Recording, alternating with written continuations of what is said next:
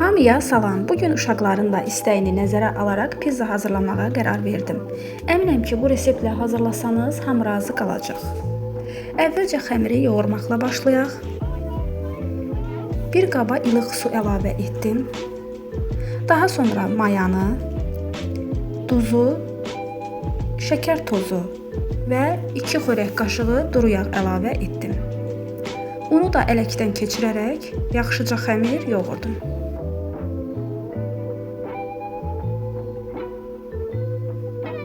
Belə ələ yapışmayan çox yumşaq xəmir alındı. Qeyd edim ki, bu xəmirdən 2 ədəd pizza bişirə bilərsiniz. Xəmirimizin üzərini streçlə örtdüm və mayalanmağa qoydum. Pizzamızın tomat sosu da hazırdır. 1 ədəd pomidoru rəndələdim. Üzərinə tomat pastası, 2 çay qaşığı duru yağ, duz istiot əlavə edib bişirdim. Xəmirimiz artıq mayalanıb. Yaxşıca yoğururam ki, xəmirdən kəskin maya qoxusu gəlməsin.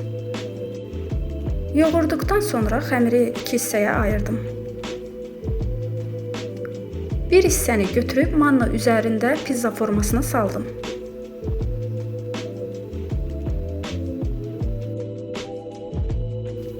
Üzərinə hazırladığım tomat sosunu əlavə etdim. Daha sonra Holland pendiri və uşaqların da istəyini nəzərə alıb digər ərzaqları da üzərinə əlavə etdim. Qeyd edim ki, ərzaqların miqdarını videonun açıqlama hissəsində qeyd edəcəm. Pizzamız hazırdır. 200 dərəcədə bişməyə göndərdim. İndi isə sizə Dr. Vit'in vitamin lollipopları haqqında məlumat vermək istəyirəm. Əgər sizin də uşaqlarınız lollipop sevdalısıdırsa, heç çəkinmədən seçiminiz bu lollipoplardan ola bilər. Tərkibi müxtəlif vitaminlərlə zəngin və faydalıdır. Ən əsası uşaqlarda olan iştahsızlığı götürür və immunitetlərini qaldırır. Lollipoplar sayəsində gün ərzində uşaqların əfvar yüksəsi yüksək olur. Qeyd edim ki, bu lollipopları şəhərimizin apteklərindən və araz marketlərdən əldə edə bilərsiniz. Pizzamız artıq hazırdır. Bu formada hissələrə böldüm.